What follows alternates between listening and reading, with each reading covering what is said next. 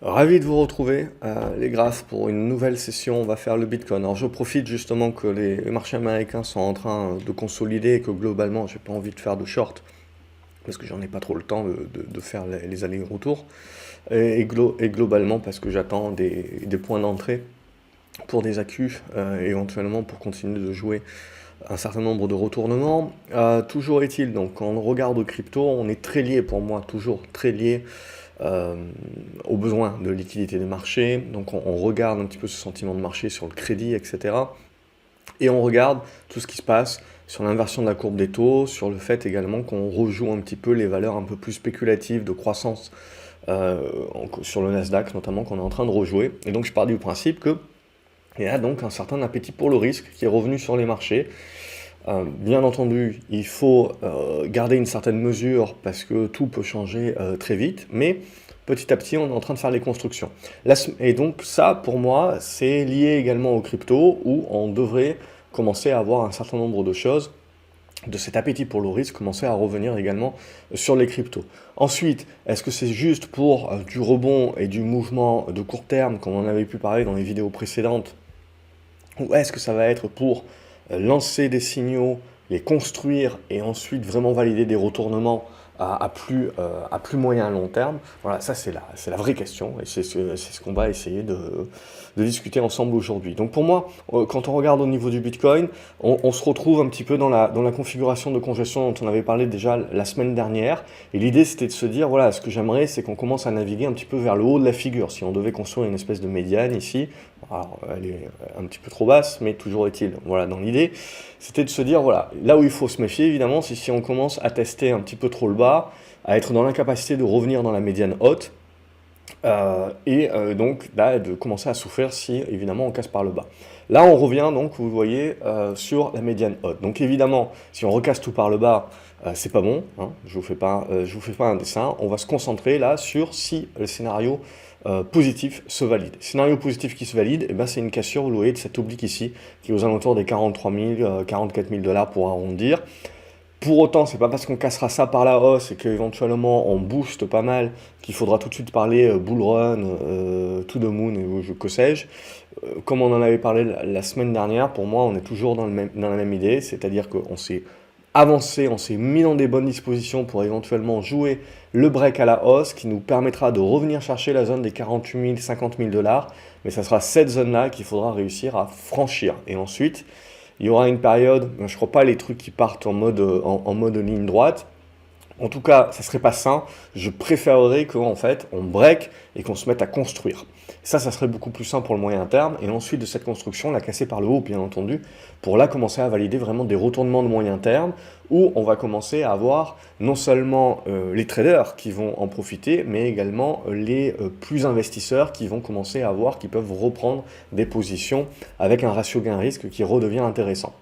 Donc c'est tout l'enjeu de ces prochaines séances hein, sur le Bitcoin globalement. On en est là aujourd'hui. Donc c'est vraiment réussir à casser ici cette oblique pour moi.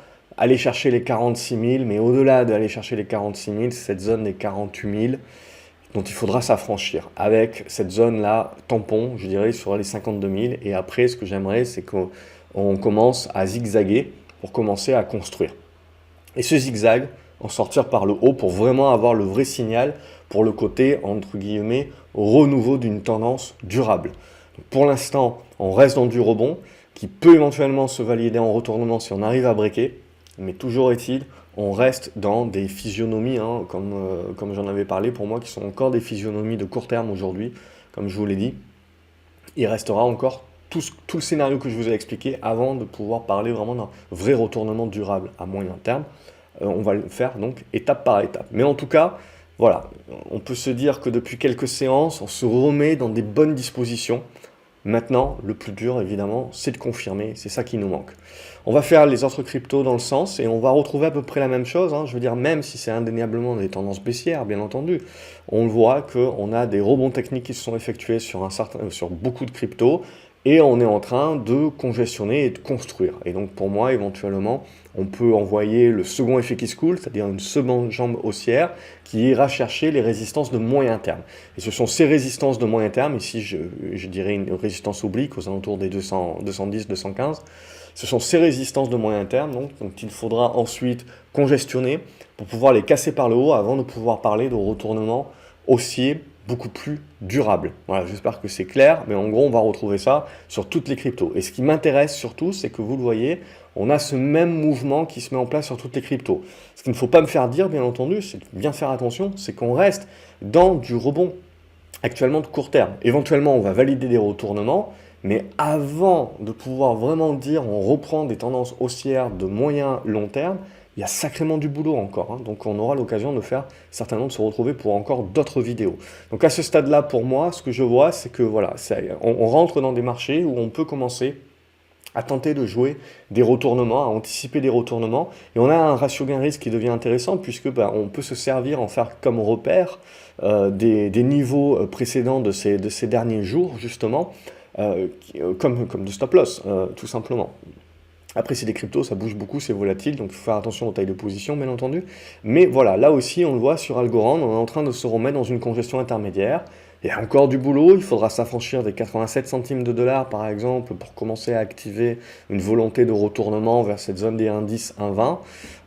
Mais voilà, c'est en train petit à petit de se mettre en place et on sent bien qu'on a un intérêt qui est en train de revenir, un appétit pour le risque qui est en train de revenir. Avalanche, c'est un petit peu plus propre déjà, on le voit, et on a le retournement déjà qui pourrait s'acter sur cette capacité de dépasser les 100 dollars. Au niveau de le BAT, il est ici. On a, vous le voyez là aussi, cassé cette précédente oblique. On est en train de venir consolider maintenant. Donc ça, c'est positif, hein. Si on tient des supports, bien entendu, il ne faut pas retraverser ça comme dans du beurre. Si on arrive à tenir ça pour relancer dans la foulée une attaque, cette fois-ci, vers la résistance de moyen terme, dont il faudra s'affranchir pour commencer à parler d'un retournement durable. Donc on le voit, ça devient intéressant. Alors bien entendu, ça peut faire coup d'épée dans l'eau, on reste dans des tendances baissières, hein, donc les probabilités restent quand même encore sur la tendance de fond qu'on est encore en difficulté. Mais pour moi, voilà, clairement, aujourd'hui, il y a un intérêt, alors qu'avant c'était uniquement du marché de traders, il y a à nouveau un intérêt pour que les investisseurs, entre guillemets, moyen-termistes se réintéressent aux configurations qui sont en train d'être mises à disposition. Au niveau de Binance, là aussi, on a une congestion qui se met en place, le retournement qui peut s'acter vers cette zone des 450, 480, si on arrive à breaker l'oblique. Je me répète, mais là aussi, il faut bien faire attention, c'est pas parce qu'on va breaker l'oblique que tout le monde va s'exciter sur l'ensemble des cryptos, que pour autant il va falloir dire to the moon, bull run, etc. Il y aura des résistances encore importantes à franchir avant que l'on puisse tergiverser, avant que l'on puisse juger plutôt entre c'est juste un pullback sur les anciens niveaux de résistance et donc c'est un beau rebond, mais ça reste du rebond dans une tendance qui demeure baissière et donc il faut se méfier si c'est un simple pullback à une relance baissière dans la foulée. Mais ça, on en aura la conviction que plus tard. Ou alors, on arrive à franchir ces résistances de moyen terme, et là, en effet, on commence à acter retournement. Donc on comprend bien que les prochaines séances, un petit peu, c'est ce qui va nous permettre de construire au-delà du rebond juteux, etc. C'est ce qui nous permet, là, on est en train de rentrer dans une phase où on peut construire un petit peu le plus moyen terme, et donc du pivot de moyen terme. Bien entendu, ça peut casser par le bas, et donc il faudra accepter que ce pivot-là ne fait que démontrer que les tendances demeurent baissières et qu'on a juste eu en fait un rebond, voire du retournement, des tentatives de retournement, mais qu'elles échouent. Mais pour autant, voilà, ça fait partie des marchés où il faut être là, il faut être présent et on va pouvoir juger très rapidement dans la foulée. Le Bitcoin, on l'a fait. Coinbase, j'y reviendrai, je ferai quelques actions plus tard également, puisque évidemment, si les retournements commencent à s'acter sur la plupart des cryptos, on devrait avoir un retour sur les actions, ce qui est déjà le cas depuis la semaine dernière, hein. Pas mal d'elles ont acté des rebonds également, mais maintenant c'est la même chose. Bon, j'en reparlerai, je fais l'analyse avant de faire l'analyse. Bitcoin Cash, c'est même idée, on avait cette oblique ici, vous voyez qu'elle est en train d'être cassée. Pour autant, même chose, voilà, c'est du rebond, voire du retournement, mais avant de passer à des choses sérieuses, à se dire on repart en bull run, etc., il y aura sacrément du boulot. Donc là, ce qui va nous intéresser, c'est dépasser cette zone des 370 dollars. Pour essayer éventuellement de nourrir derrière cette capacité à aller chercher les 400, 450 dollars. Et après, il y aura du boulot à plus moyen terme. Et on aura l'occasion, je ne m'y penche pas parce qu'on aura l'occasion de faire d'autres vidéos. Cardano également, c'est du rebond technique à ce stade-là. Ce qui nous intéresserait pour faire du plus, hein, vous voyez, c'est déborder cette zone des 1$, je vais arrondir. Ça nous permettrait éventuellement d'aller chercher les 1,25 $. Chainlink, ça également, vous voyez, même type de configuration, c'est du rebond technique à ce stade-là. Donc pour acter un peu plus de potentiel pour aller chercher des résistances un peu plus moyen terme, notamment sur cette zone des 19$. Vous le voyez, il faudra réussir à s'affranchir des 15,60 $, 16$. Au niveau de Cosmos, ça reste OK à ce stade-là, mais c'est toujours cette zone-là, pour moi, des 30$ qu'il faut dépasser pour donner un bon signal. Au niveau du Dash, vous le voyez, là aussi, le rebond prend forme, hein. On avait parlé de tous ces rebonds-là la semaine dernière. Donc on casse cet oblique ici par le haut. On est en train de bien relancer le rebond. Cette capacité de retournement maintenant devrait aller chercher, on va voir, hein, les 130, 150$ avec les cryptos. Je suis toujours assez large, ça reste très volatile. Et pour autant, pour moi, voilà, ça sera des niveaux de résistance qui amèneront une conso. Et là, ça sera tout l'enjeu, tout le pivot de moyen terme. Au niveau du Dogecoin, même chose, on a toujours des obliques assez importantes ici. C'est du rebond à ce stade-là. Si on arrive à acter le renouveau, on peut éventuellement jouer une spécu vers la zone des 17 centimes de dollars. Ça sera l'idée.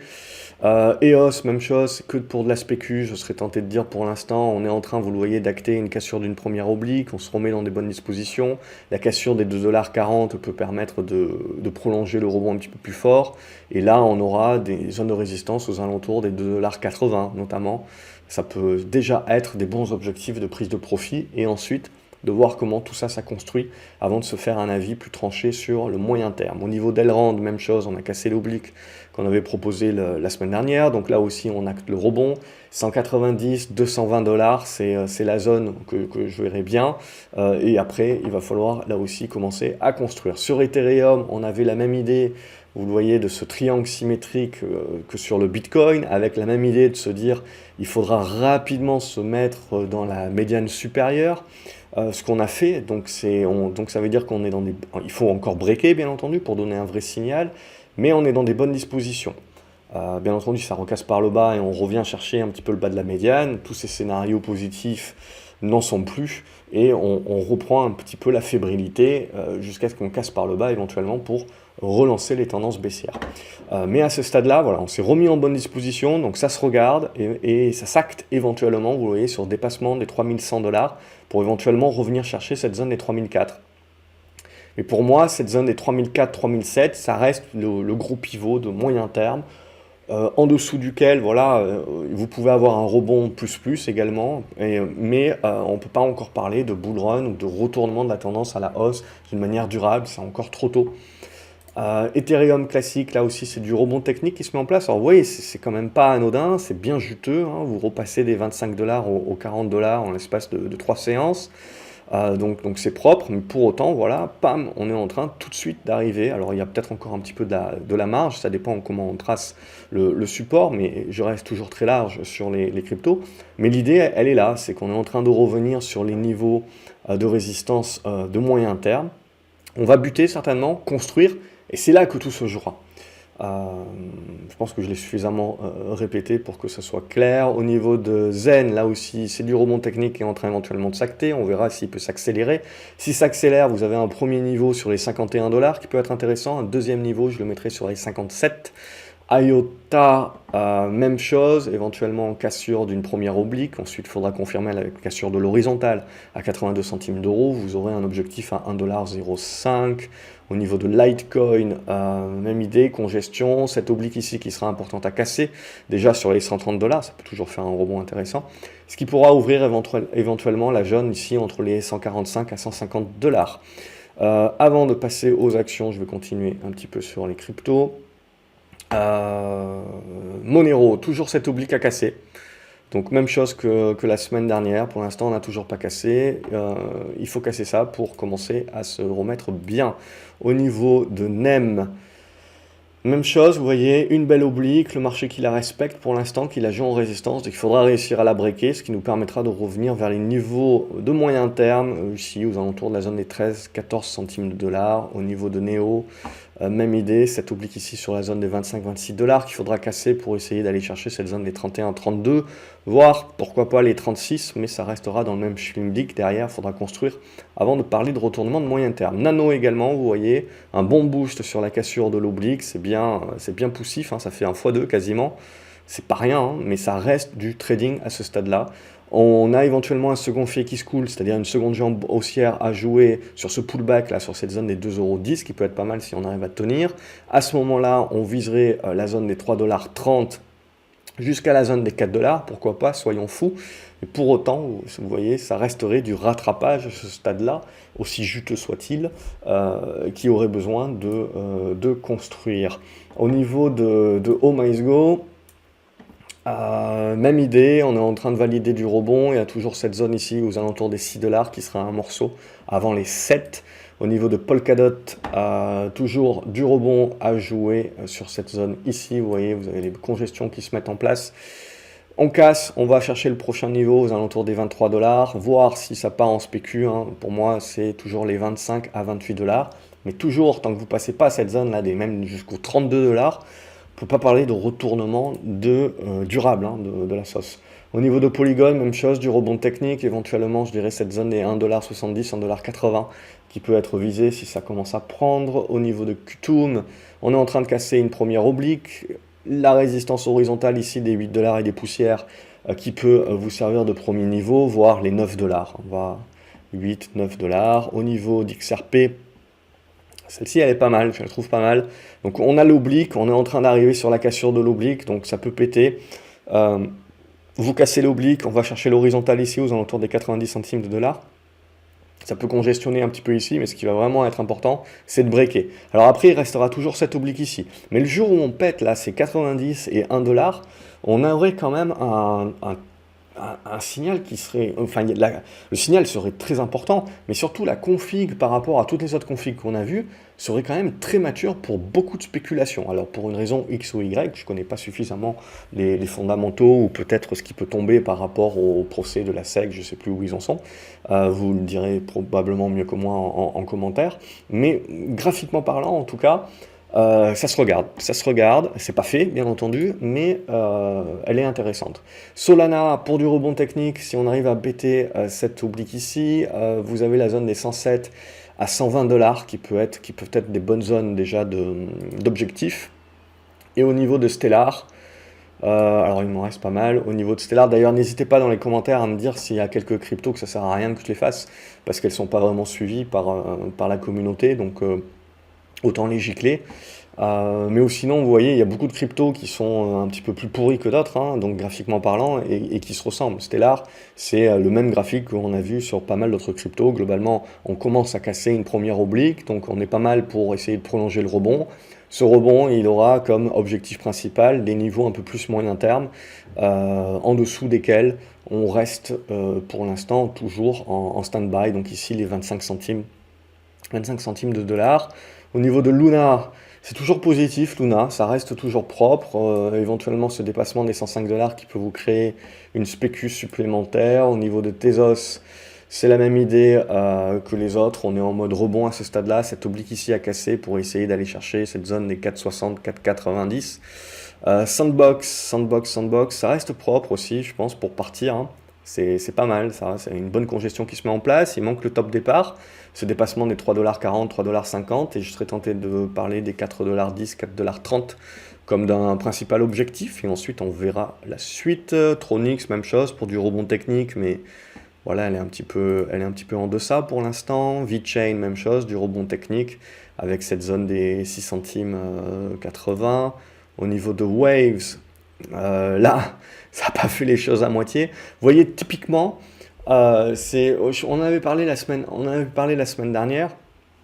Typiquement, moi, ce que je préférais que ça fasse, c'est plutôt ce genre de truc ici. On va chercher les résistances moyen terme, on consolide et ensuite on break. Là, vous le voyez, il ne faut pas oublier, voilà, faut jamais omettre que c'est tout à fait possible que ces rebonds-là se transforment tout de suite en retournement. Et là, en l'occurrence, on répète très facilement des niveaux de résistance qui étaient importants de moyen terme, et donc on repasse tout de suite dans une tendance haussière, hein, et on l'a pas fait, on n'a pas consolidé longtemps, quoi, hein. Vous voyez, vous avez consolidé quelques séances ici, et puis après, boum, c'est parti.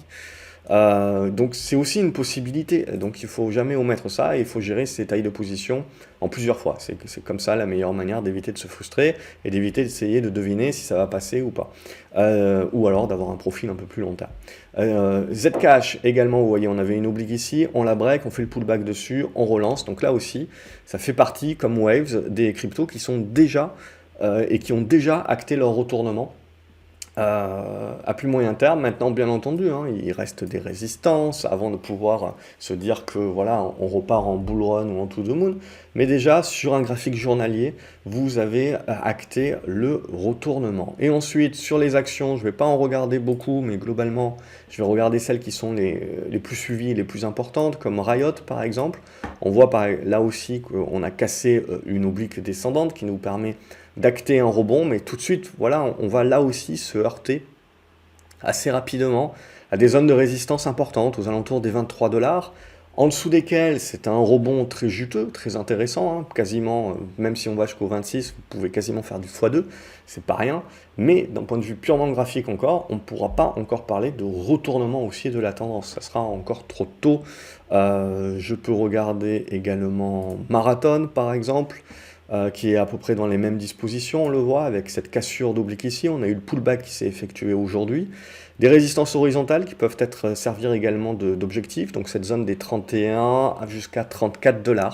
Donc là aussi, c'est pas rien, ça serait très bon rebond, mais pour autant, voilà, faut pas mettre la charrue avant les bœufs, ça serait du très bon rebond encore à ce stade, mais il faudra passer ces niveaux-là pour vraiment commencer à se dire oui, on est en train d'acter des retournements sensibles. Coinbase également, c'est une valeur qui est assez suivie. Là aussi, vous le voyez, elle est plus en retrait que Marathon ou Ripple, ou Riot par exemple. Vous voyez peut-être un lapsus sur Ripple, enfin XRP, à suivre.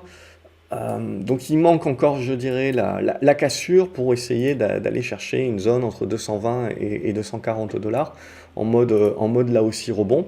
Et c'est un petit peu comme sur les cryptos, on voit qu'on a quelques valeurs, entre guillemets, crypto, qui sont déjà dans des bons rebonds, avec des bonnes dispositions, etc. Et d'autres qui sont un peu plus en retrait. Rattrapage ou pas rattrapage, ça on le saura que plus tard. Et MicroStrategy, voilà, c'est à peu près pareil, ça construit, vous voyez. Congestion ici, on se remet dans les bonnes dispositions pour en sortir par le haut. Pour autant, il ne faut pas encore entrevoir le bull run parce qu'il y aura du boulot vers cette zone des 550, 570 $, qui sera déjà un bon niveau de prise de profit. Et après, il faudra voir les constructions. Voilà ce que l'on pouvait dire cette semaine globalement en tentant de voir ce qui se passe actuellement et de se projeter. C'est ce que je vous propose dans toutes les vidéos. Voilà, n'hésitez pas à faire tourner également pour que ça serve au plus de gens possible. Excellente journée à vous et à la prochaine analyse. Salut les graphes.